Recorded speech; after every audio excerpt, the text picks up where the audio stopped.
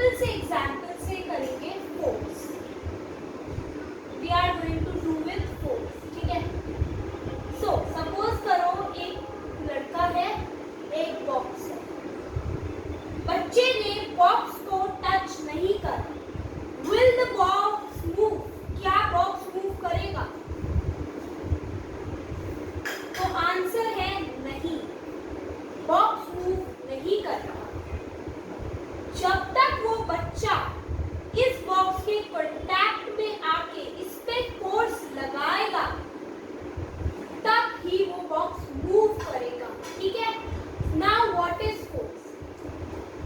Force basically होता क्या है? सो अ पुश और अ पुल,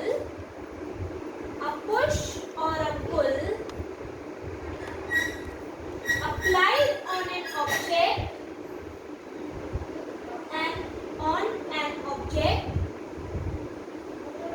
to change the state of its motion,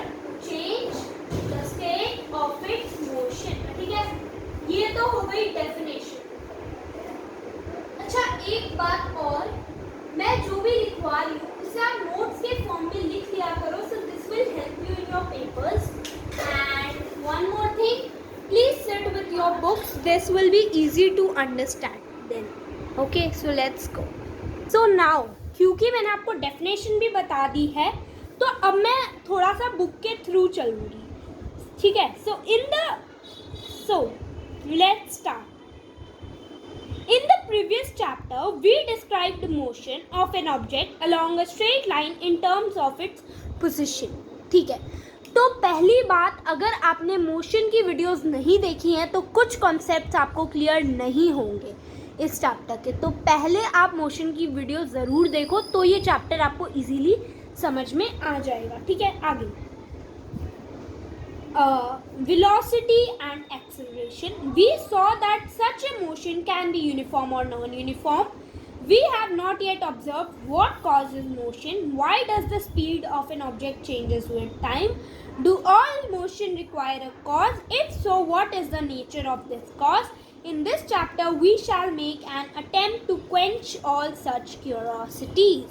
अच्छा, तो सबसे पहले यहाँ पे बोला गया है कि हमें मोशन कि एक ऑब्जेक्ट मोशन में आता कैसे है। क्या एक ऑब्जेक्ट को मोशन में लाने के लिए कुछ चाहिए होता है? What happens and all these many questions will be answered in this chapter. आगे अब हमें बताया हुआ है, सपोज ये मैं आपको एक छोटा सा एग्जाम्पल से बता रही हूँ because this example will help you, ठीक है। सो एक बॉल है, ठीक है, आपने उस बॉल को किक किया यानी कि उसमें फोर्स लगाया, तो ऐसा तो नहीं होगा कि वो बॉल फॉरएवर के लिए मूव करती रहेगी। फॉरएवर के लिए क्या वो चलती जाएगी? नो। तो ऐसा क्यों? ये तो हम इस चैप्टर में पढ़ेंगे और इससे हम एक चीज समझ सकते हैं कि एक ऑब्जेक्ट हमेशा उसकी नेचुरल पोजीशन यानी कि मोस्टली जब भी उस पे फोर्स नहीं लग रहा है तो वो वापस रेस्ट पे आ ही जाएगा। ऐसा नहीं होगा कि वो फॉरएवर के लिए चलता जाए, ठीक है। A ball on the ground when given a small hit does not move forever. Such observation suggests that rest is the natural state of the object. This remained the belief until Galileo Galilei and Isaac Newton developed an entirely different approach to understand motion. तो इन सब चीज़ों को discover किया है Galileo Galilei and Isaac Newton ने। अब हम इसके बारे में पढ़ेंगे। So let's start. In our everyday life, we observe that some effort is required to put a stationary object into motion or to stop a moving object. इसको समझाने के लिए मैं एक इजी वे ले रही हूँ। हाँ, तो फिर अगर सपोज करो एक ऑब्जेक्ट है जो स्टेशनरी पोजीशन पे है यानी कि रेस्ट पे है, क्या वो अपने आप मूव करेगा? अगर उस पर फोर्स नहीं लगेगा तो ऑब्जेक्ट मूव भी नहीं करेगा। इसीलिए एक फोर्स बहुत जरूरी है मूव करने।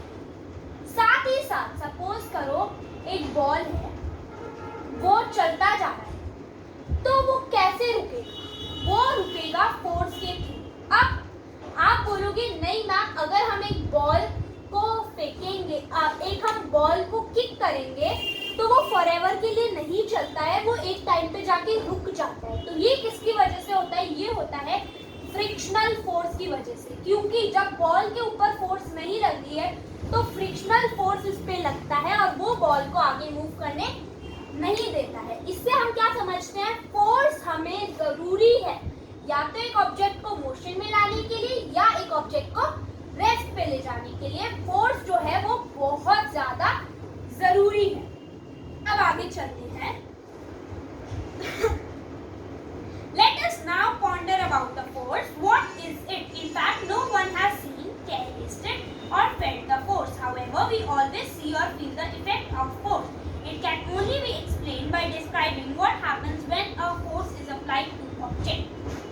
तो अब इसमें बताया गया हम ना तो फोर्स को टेस्ट कर सकते हैं, ना ही फोर्स को हम फील कर सकते हैं, ना ही हम उसे देख सकते हैं। ये तीनों चीजें हम नहीं कर सकते, हम सिर्फ उसके इफेक्ट को फील कर सकते हैं। ठीक है, इजी वे में।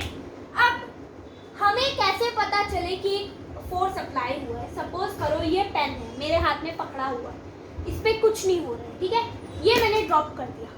ठीक है, तो ये फोर्स से हुआ। अब सपोज करो ये पेन है यहाँ रखा हुआ है, अब ये मूव कैसे करेगा?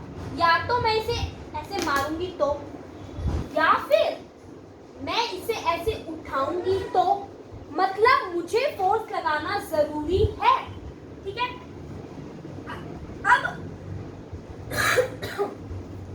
अब हम आ जाते हैं दो तरह के फोर्सेस पे, बैलेंस्ड एंड अनबैलेंस्ड। दो तरह के फोर्सेस होते हैं। ठीक है, अब इसको समझने का एक बहुत ही सिंपल सा वे है। ठीक है, तो मैं उसे समझा रही हूँ। यहाँ पे ध्यान से देखना, ये बोर्ड है। ठीक है, मैंने इस पे फोर्स लगाया पर ये मूव नहीं कर रहा है। ठीक है, नहीं कर रहा है।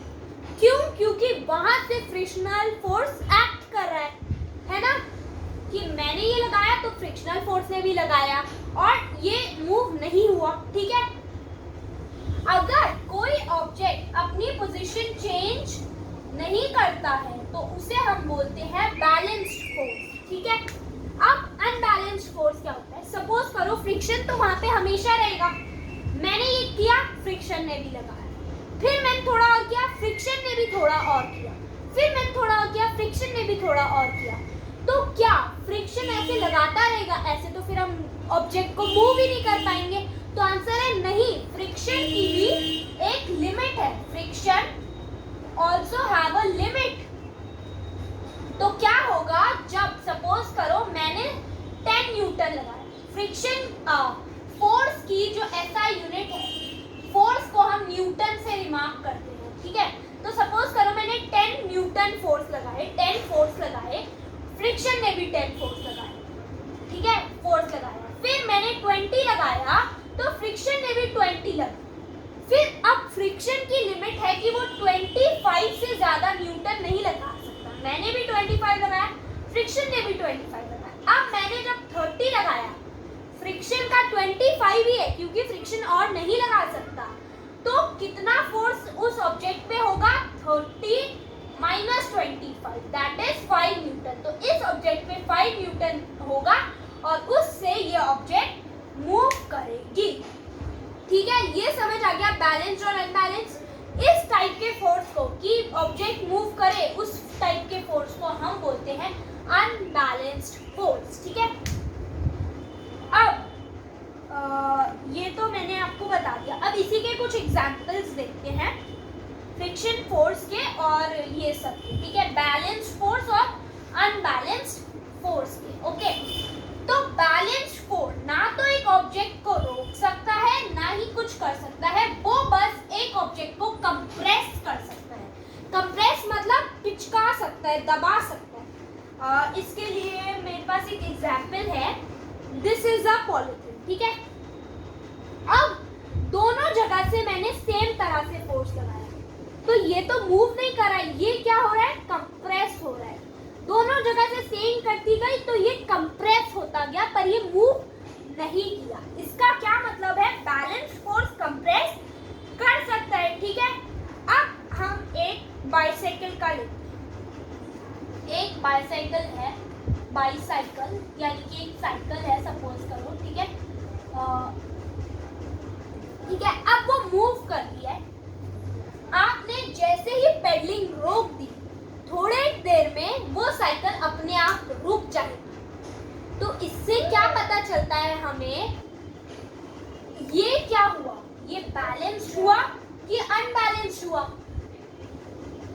अगर कोई कहेगा कि एक साइकिल है जिसे आप पेडल मार रहे थे, आपने पेडलिंग रोक दी, तो क्या वो बैलेंस फोर्स है? आपने पेडलिंग रोक दी और साइकिल रुक गई, तो क्या वो बैलेंस फोर्स है? नहीं, ये अनबैलेंस फोर्स है। जब आपने पेडलिंग रोक दी तो यहाँ से कोई फोर्स नहीं आ रहा है, तो उस हिसाब से तो साइकिल को मूव करते रहना होगा, पर नहीं, क्योंकि फ्रिक्शन फोर्स यहाँ से आएगी और रोकेगी साइकिल को, इसीलिए, और सिर्फ फ्रिक्शन फोर्स होगी यहाँ पे, इसीलिए ये अनबैलेंस्ड फोर्स है। ठीक है, ये मैंने आपको बैलेंस्ड और अनबैलेंस्ड समझा दिया। ठीक है, अब 3 तरह के लॉज ऑफ मोशन होते हैं। There are 3 laws of motion, 3 laws of motion. ठीक है, 3 तरह के लॉ होते हैं मोशन के, जिसे जो होते हैं, जो न्यूटन्स लॉ भी कहा जाता है। ठीक है, न्यूटन्स लॉ। अब हम चलते हैं फर्स्ट लॉ की तरफ। अगर वीडियो का टाइम कितना हुआ है, 12 मिनट्स हो गए हैं, तो फिर मैं नेक्स्ट वीडियो में ही ये सब बताऊंगी। सो अभी के लिए लाइक, शेयर एंड सब्सक्राइब, और नेक्स्ट पार्ट देखना मत भूलना, because that part is very very important to know about 3 laws of motion. ये था motion introduction. Thanks for watching.